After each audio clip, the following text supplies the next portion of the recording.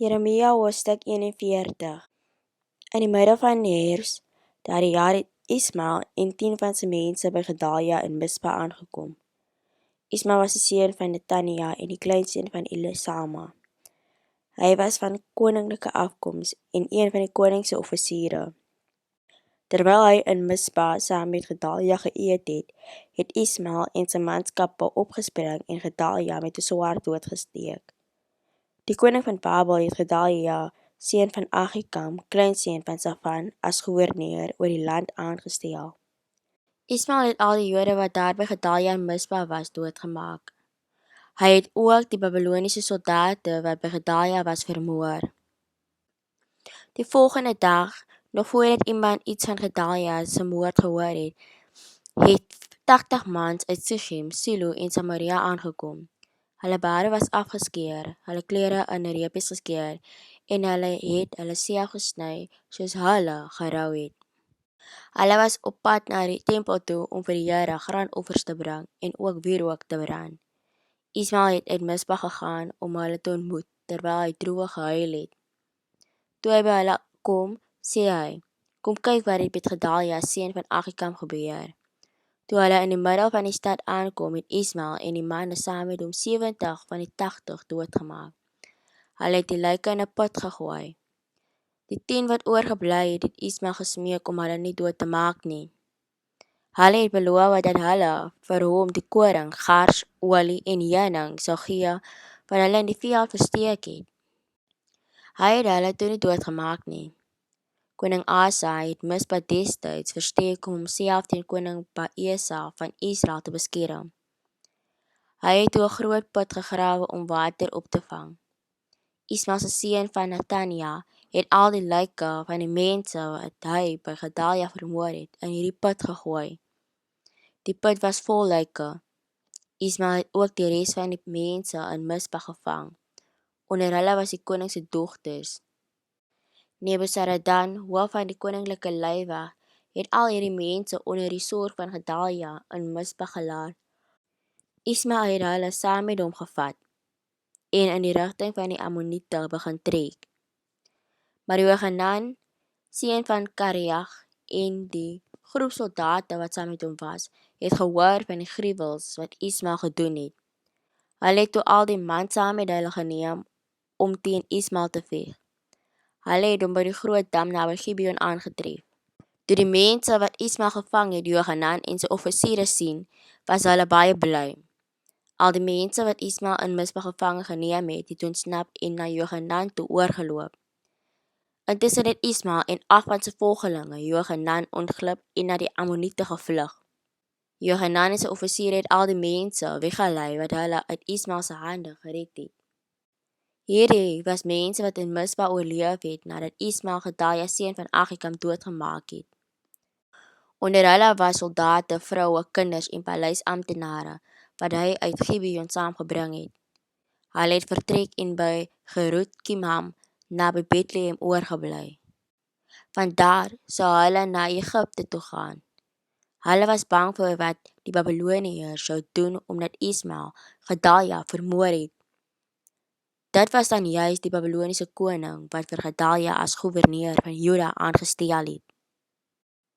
Jeremia hoofstuk 2. Al die weermagoffisiere, ook Johanan seun van Kareag en Asaria seun van Hosaja, asook nog mense uit elke vlak van die samelewing het gekom en vir die profeet Jeremia gesê, "Bid ernstig en tree vir ons in by die Here jou God. Soos jy kan sien is ons maar net 'n klein groepie mense wat oor is van die volk wat ons eers was. Vra die Here jou God wat ons moet doen en waarheen ons moet gaan." Hierop het Jeremia gereageer en gesê, "Goed, ek hoor wat julle wil hê. Ek sal tot die Here julle God bid soos julle versoek. Ek sal dan vir julle sê presies wat sy antwoord is. Ek sal niks vir julle wegsteek nie."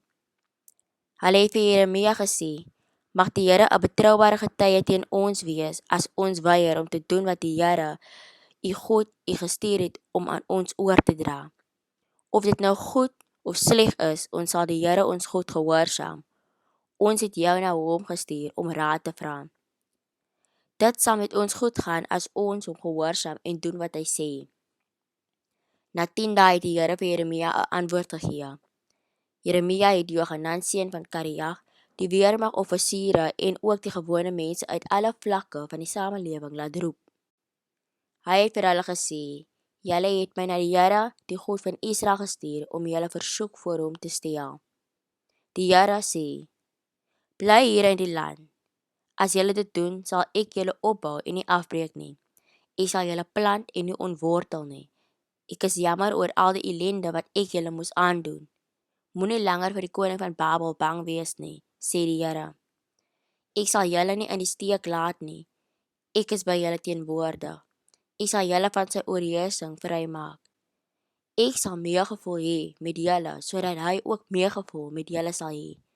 Dan sal hy julle in julle land laat bly. Maar julle sal aan die Here julle God ongehoorsaam wees as julle sê: Ons wil nie in hierdie land bly nie. Nee, ons wil in Egipte gaan bly. Daar sal ons vry wees van oorlog en die geluid van die ramshoring wat mense oproep vir oorlog of hongersnood aankondig. Luister dan gerus na wat die Here sê oor die mense wat in Juda oorgebly het. Die Here die Almagtige, die God van Israel sê: As julle volhou om na Egipte te gaan en daar te gaan woon, sal die oorloë wat julle vrees julle daar in Egipte tref, en die hongersnood waarvoor julle bang is, sal julle agtervolg. En uiteindelik sal julle in Egipte doodgaan. Dit is wat vir elkeen van julle wag as julle aandring om in Egipte te gaan bly. Julle sal daar in die oorlog sterf of van honger omkom, of 'n siekte epidemie sal julle tref. Niemand van julle sal ontvlug of die rampe oorleef wat ek oor julle sal bring nie. Die Here die Almagtige, die God van Israel sê: Net soos ek my woede en my toorn op die inwoners in Jerusalem uitgestort het, net so sal ek maak met elke persoon wat na Egipte toe gaan. Julle sal 'n vloek wees, iets afgrysliks. Hulle sal met julle spot en julle naam gebruik om ander mee te vloek, en julle sal julle eie land nooit weer sien nie. Die Here sê vir julle wat in Juda oorgebly het: Moenie na Egipte toe gaan nie. Onthou hierdie waarskuwing wat ek vandag vir julle gee. Julle het 'n fatale fout gemaak toe julle my gestuur het om tot die Here julle God te bid en te sê: Sê net vir ons wat die Here sê en ons sal dit doen. Vandag het ek presies vir julle gesê wat hy sê, maar julle sal nie gehoorsaam wees nie, nes julle nog nooit gedoen het wat die Here julle God gesê het nie. Julle hou mos aan dat julle in Egipte wil gaan woon. Julle kan verseker wees dat julle daar in oorlog of aan honger of aan siekte sal doodgaan. Jeremia hoofstuk 43.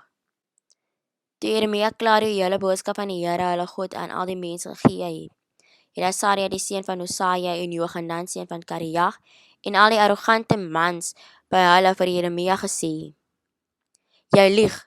Die Here ons God het jou nie gestuur om vir ons te sê ons mag nie in Egipte gaan woon nie. Dit is Baruk seun van Neria wat jy teen ons opgesteek het, sodat ons in die mag van die Babiloniërs kan beland. Hulle sal ons doodmaak of in ballingskap na Babel toe neem. Johanan en al die weermagoffisiere en ook die gewone mense wou nie die Here se opdrag gehoorsaam om in Juda te bly nie. Johanan en die offisiere het toe al die mense van Juda wat oorgebly het nadat hulle teruggekeer het uit die lande waarin hulle gevlug het, saam met hulle geneem. Onder die groep mense was mans, vroue, kinders en ook koning Sedekia se dogters, asook al die mense wat Nebuzaradan, hoof van die koninklike leiwag onder die sorg van Gedalia, seun van Agikam, kleinseun van Safan, gelaat het, asook van Jeremia en Baruk, seun van Neria. Die mense het hulle nie gesteer aan wat die Here gesê het nie en Egipte toe gegaan. Hulle het by die stad Tagpanges gegaan. By Tagpanges het die Here weer vir Jeremia 'n boodskap gegee. Hy het gesê: Ga na die ingang van die Farao se paleis in Tagpanges. Vat 'n paar groot klippe en druk hulle in die klei wat tussen die stene van die plaveisel is. Doen dit waar die mense van Juda jou kan sien. Sê vir die mense van Juda, die Here, die Almagtige, die God van Israel sê: Julle kan julle maar klaar maak. Ek gaan my kneeg Nebukadneser, die koning van Babel, hier na Egipte toe laat kom.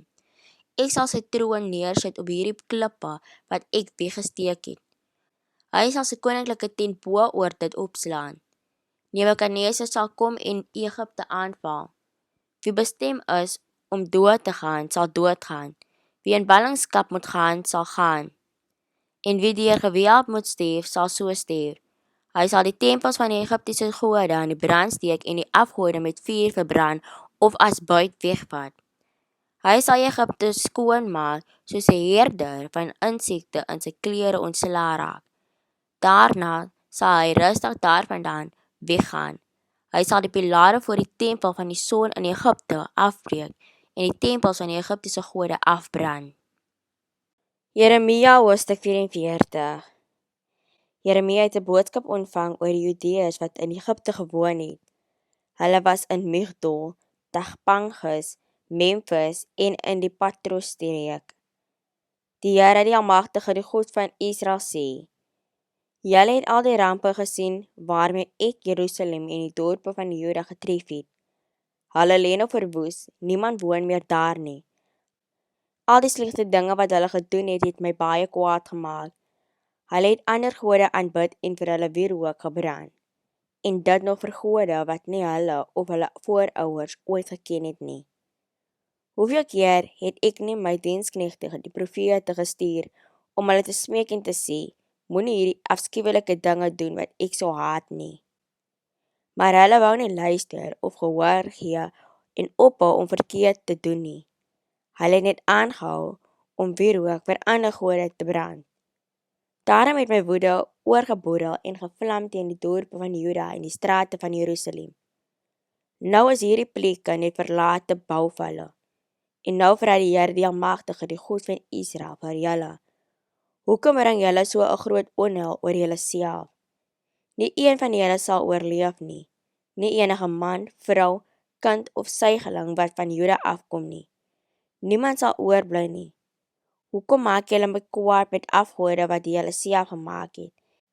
En dan brand julle ook nog wierook vir ander gode hier in Egipte waar julle kom woon het. In die proses vernietig julle julleself. Die volke van die wêreld sien julle as 'n vloek of spot met julle. Het julle al klaar die kwaad vergeet wat julle voorouers gedoen het? Het julle vergeet van die slegte dinge wat die konings van Juda en hulle vroue gedoen het? En wat van die verkeerde goed wat julle en julle vroue in Juda en Jerusalem gedoen het? Tot vandag toe het julle nie gewys dat hulle daaroor spyt of bang is nie. Niemand steur hulle ook aan my voorskrifte en hoe ek dinge gedoen wil hê nie. Ek het dit vir julle en julle voorouers gegee om te doen, maar hulle het nie. Daarom sê die Here, die Almagtige, die God van Israel: ek besluit om julle almal te vernietig. Ek gaan van die hele Juda ontslae raak. Ek sal die groep mense wat in Juda oorgebly het maar aandring om in Egipte te woon, uitwis. Hulle sal in Egipte sterf deur oorlog of aan hongersnood. Almal klein en groot sal sterf. Dit sal mense met afgryse verval. Die volke van die wêreld sal julle as 'n vloek beskou en met julle spot. Ek sal hulle in Egipte straf net soos ek hulle in Jerusalem gestraf het deur oorlog, hongersnood en siektes. Sommige van die mense wat in Juda oorgebly het en in Egipte kon woon het gehoop om weer na Juda terug te keer en daar te leef. Niemand sal weer daar gaan woon nie behalwe 'n paar wat sal ontsnap. 'n Groep van die Judeërs wat in Patros in Egipte gewoon het, was bymekaar. Die groep het bestaan uit mans wat geweet het dat hulle vroue wierook vir ander gode gebrand het, en die vroue wat daar rondgestaan het. Hulle almal het Jeremia geantwoord en gesê: ons sal nie luister na die boodskap wat jy sê van die Here afkom nie. Ons sal doen wat ons wil. Ons sal wierook brand vir die koningin van die hemel en drank uitgiet om haar te vereer. Ons het dit nog altyd gedoen en ook ons voorouers voor ons. Ons konings en ons leiers het dit ook gedoen. Ons almal het dit gedoen in die dorpe van Juda en in die strate van Jerusalem. En toe het ons volop kos gehad. Dit het eintlik sommer baie goed gegaan met ons. Ons het nie probleme gehad nie. Maar vandat ons opgebou het om wierook vir die koningin van die hemel te brand en drank uit te gooi, het ons alles verloor. Ons het in oorlog en van honger doodgegaan. Die vrou het bygevoeg: dit is so, ons het wierook vir die koningin van die hemel gebrand en drank terwyl van haar uitgegooi as 'n offer. Ons het selfs koekies gebak wat haar vorm het. Maar dink jy, ons het dit gedoen sonder die medewete en hulp van ons mans? Nadat hulle Jeremia geantwoord het, het hy aan al die mans en die vroue gesê, dink julle, die Here het nie geweet wat julle en julle voorouers in die dorpe van Juda en in die strate van Jerusalem gedoen het nie? Natuurlijk het hy geweet dat julle en julle voorouders, julle konings en leiers en al die ander mense wierook vir die afgode gebrand het. Die Here kon dit nie langer verduur dat julle hierdie slegte en verwerplike dinge doen nie. Daarom het hy julle soos 'n vloekwoord gemaak. Dit is ook hoekom julle land vandag 'n bouval is. Dit is 'n verlate plek sonder enige mens wat daarin woon. Die Here bring hierdie onheil oor julle omdat julle wierook gebrand het.